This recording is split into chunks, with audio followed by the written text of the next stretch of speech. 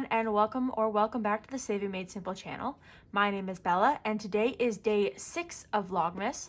For anyone who doesn't know, Vlogmas is a challenge for me to upload 24 videos, one every day leading up to Christmas. For the most part, so far my videos have been me talking at you. So for today's video, I thought it might be fun to switch it up. So I've created a Q&A for you guys to answer. So in this video, I will present the questions and I will answer them as well. And then I invite you at home to ask and answer the questions too. So whether you have a YouTube channel and would like to tag other creators to participate, or even if you just want to leave your answers in the comments below, you are completely and totally all invited and welcome to participate. So this is a tag or a challenge or a question and answer that I've come up with the help of my sister. My sister did have a couple of questions that she incorporated as well. Okay, so what I'm calling this is the budgeting year in review tag. So the questions are, number 1, how long have you been budgeting? Now, personally, I started budgeting January 1st of 2023. So I am going to be going into my 3rd year. And that's also when I made this YouTube channel. Now, before I actually did the YouTube channel, I did do a little bit of like mental budgeting, but I never like wrote anything down. I just kind of told myself, this is what you're allowed to spend. And then it kind of got out of control. I would check my bank account. It would be in the negative. I'd be like, oh, what happened? So that's why I started writing it all down. Number 2, do you remember seeing your parents budgeting while you were growing up? Question 2B, do you think that how you saw your parents handle money influenced how you handle money? So my mom was always very, very careful when it came to money. I remember her always having little notes of what she spent, what she had left. And actually, I never saw my dad budget, but in the more recent years, since he's passed away, I have actually come across some of his budgeting books, and he actually used to budget a lot, every dollar, and I had no idea. Question 3, what made you decide to start budgeting or being more conscious about your spending? So for me, I decided to start budgeting because I was tired of never having money when I needed it. Like, it was always fun to have all the stuff that I wanted, if I could afford it right then and there. But when it came up that there was an emergency, all my money was already gone. That's something that, so I never had money remaining at the end of like the first week after I got paid. And being paid bi-weekly, going a full week with no money is just not ideal, especially if you have kids, especially if you have bills. Sometimes things come up unexpectedly, and when you don't have any money to put towards anything that comes up unexpectedly, it was just not a winning game for me, and I didn't enjoy it. So I decided to crack down and start working on my finances. Number 4, what were your financial goals heading into 2024? Well, I can answer that pretty easily with just a quick flip of a book. So these were my goals for the beginning of 2024. I'm not going to go over them too much now because I do have a video where I'll be talking about this anyway. But some of my goals were $1,500 in sinking funds, $1,500 in savings challenges, do not miss any car payments, Wonderland, we did go, we went twice. So I had a couple different financial goals, and the next question is, did you achieve any of these goals? So that's number 5. And yes, at one point I did have all of these, but the emergency fund I sent to my tax-free savings account. The car maintenance fund, I believe I actually ended up either spending that or putting it toward vet, and then vet fund I did use as well.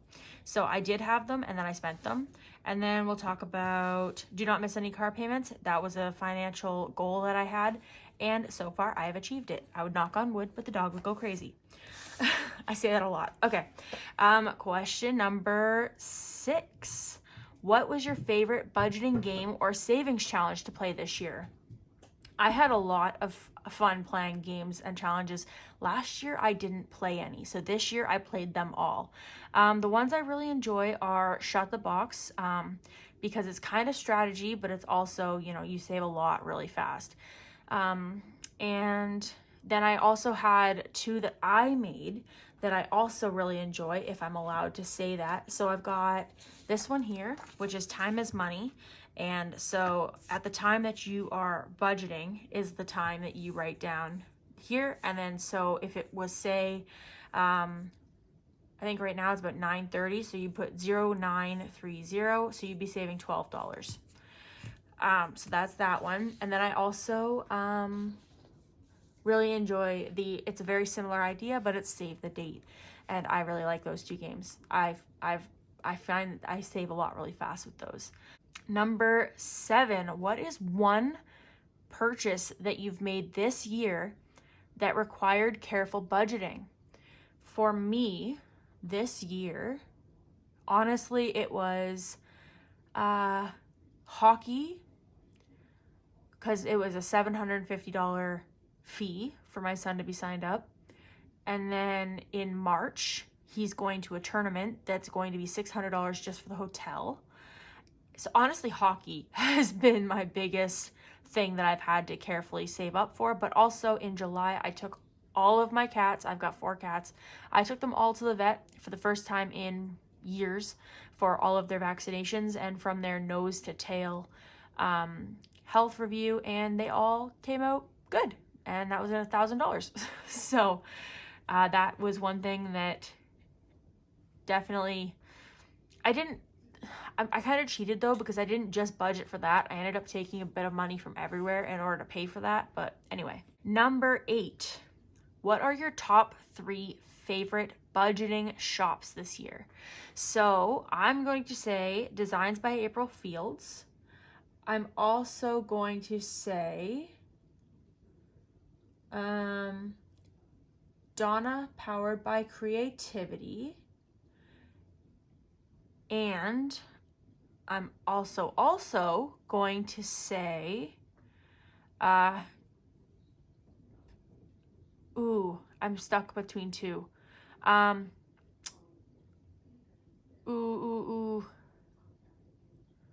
almighty. Okay, I'm gonna say Canadian Finance Journey. I really love her Ko-fi shop.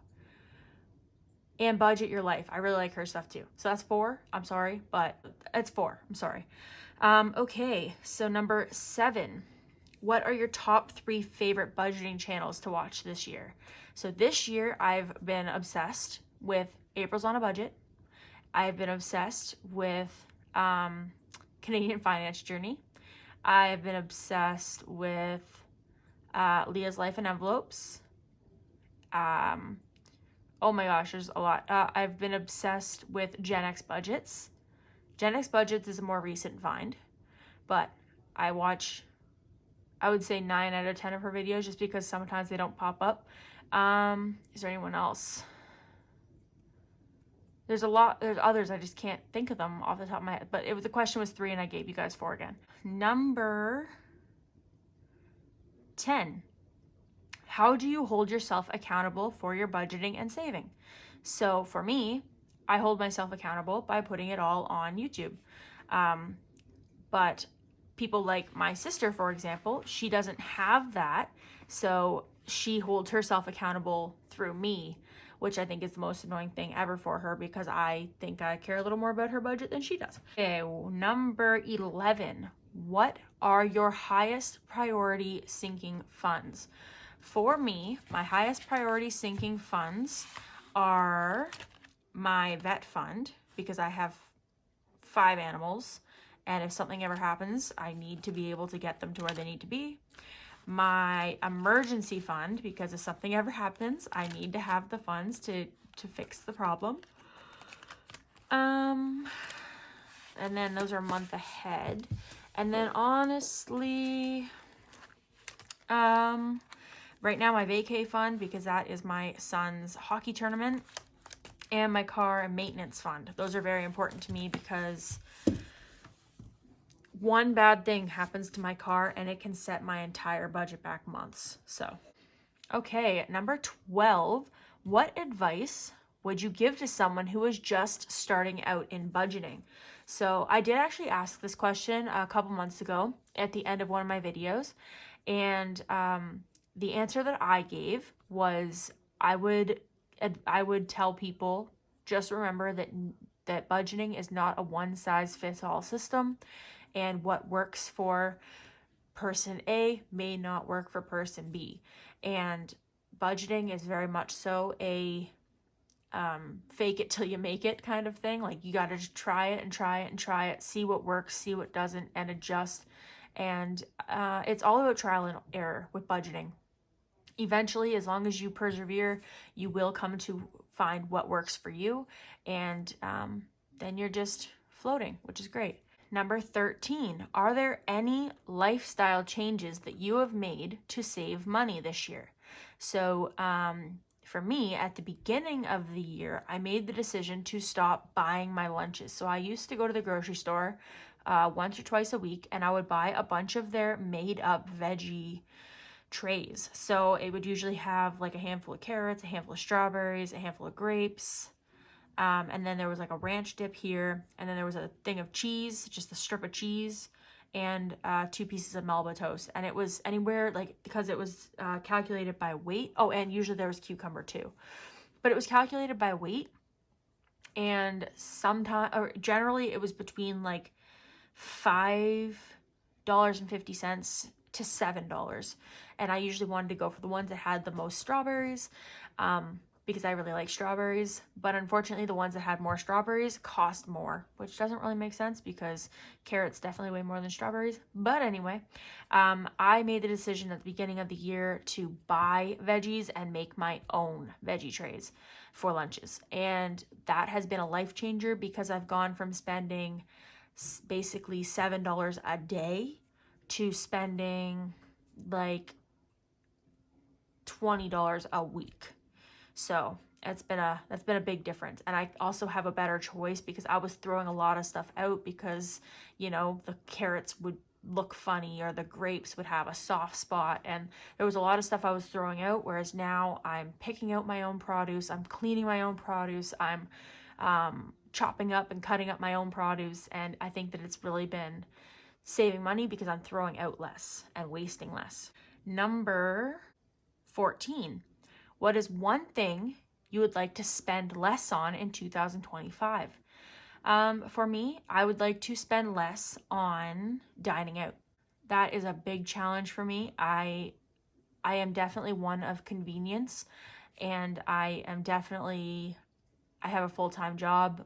My kid drives me nuts Monday to Friday and every other weekend. So sometimes it's just easier and less stressful to just go and buy something.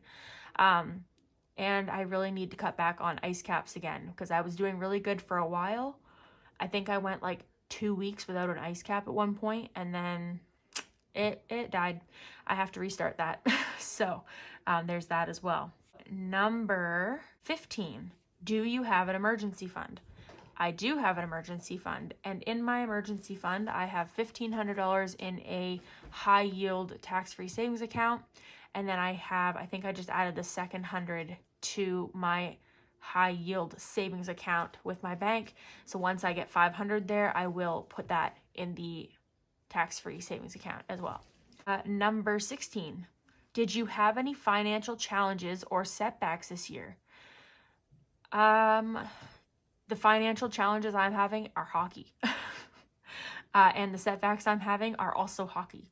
So unfortunately, my kid loves the sport, and I did encourage him to play sports, and so he, as a typical Canadian kid does, said he wanted to play hockey. And when I saw the price tag, I didn't say no, which I probably could have tried saying, but he loves it now, and I know that it was $750 this year. I believe that the price will stay the same for as long as he's in the under 11, but once he goes up to under 13, it goes up $50. So next year it'll be $750, and then if he decides to play in 2026, it'll be $800 for him to play. It's a big bite. It's a lot to swallow, and it's been a really, really rough one.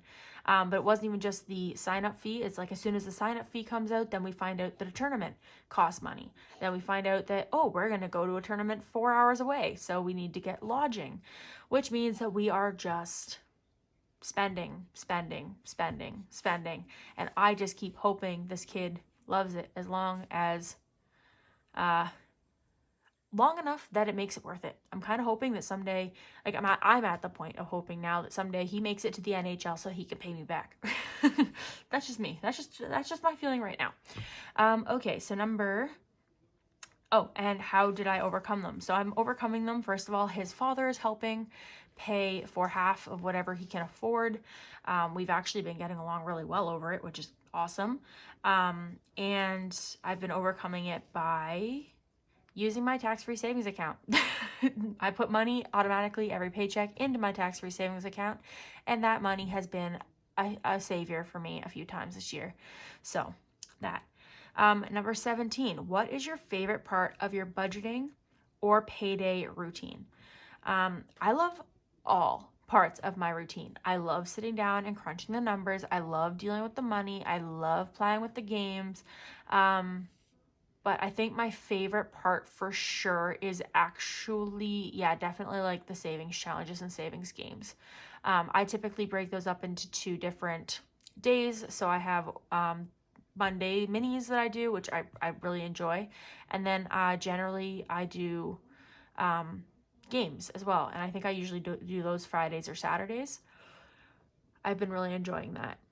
So number 18, what is something that you would do differently given the opportunity? So if I was given the opportunity, I would, I don't really know. Something that I could have done differently this year. What could I have done differently? I know I wrote the question, but I actually never thought about the answer. I would have focused more on teaching my son about money. There was a point in time where not long ago I was just handing him $5 a week. He wasn't doing anything to earn it. Not really. He would do one chore and I'd be like, okay, I guess you've earned it. So there was that. And then eventually the babysitter kind of stopped coming. And so I started saying like, you've been showing a lot more responsibility. And I started giving him $10 a day, or a week. Sorry, not a day. I started giving him $10 a week. And, at one point he had $50. And I was like, wow, you've done so good at saving. And the minute he noticed he had $50, whoosh, gone. He spent it all. And that's when I realized I messed up somewhere, because not only did he not earn it, so he felt like it wasn't anything, he wasn't losing anything to spend it all, but he didn't have to earn it. He didn't, like, I just kind of handed it to him. And, I was religious about making sure he got his allowance. I was religious about making sure he had money to spend. And it just slipped through his fingers like water because he got it too easily. So in the past couple weeks, I have been withholding money and saying, if you don't work for it, you don't get it. And I've been practicing my right to say no. So if I could do something differently, I would say I'd like to spend more time teaching him about the value of money. It isn't something, there's this little joke that my car told me the one day, and it said, they say money doesn't grow on trees, but then why do banks have branches?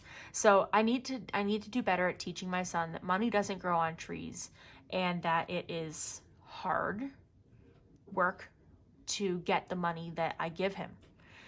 So there's that. And the last question, number 19, is what is one goal that you are going to implement for 2025?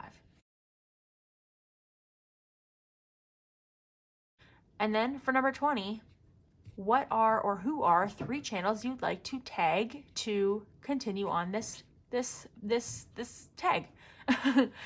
So I'm going to, although I've already invited you all, I'm actually going to extend the invitation, I'm going to tag April's on a Budget. I'm going to tag Canadian Finance Journey. And because I did this once before, I'm also going to tag Leah's Life in Envelopes. So those are the 3 channels I'm going to tag. So if you guys are one of those channels, make sure that when you do this tag, or if you do this tag, that you tag 3 people as well, so that, you know, the budgeting community can participate a little bit in some of these end of year review questions. So those are my questions. I will put them all in the description below, and make sure that you keep an eye on those 3 channels in particular to see if they have uploaded their question and answer videos. And if you do not have a channel, feel free to answer the questions as we go in the comments below. So that's all I've got for you guys today. Thanks so much for watching, and I will see you all tomorrow. Don't forget to like the video and subscribe if you haven't already. And yeah, I will see you guys tomorrow. Thanks again. Bye.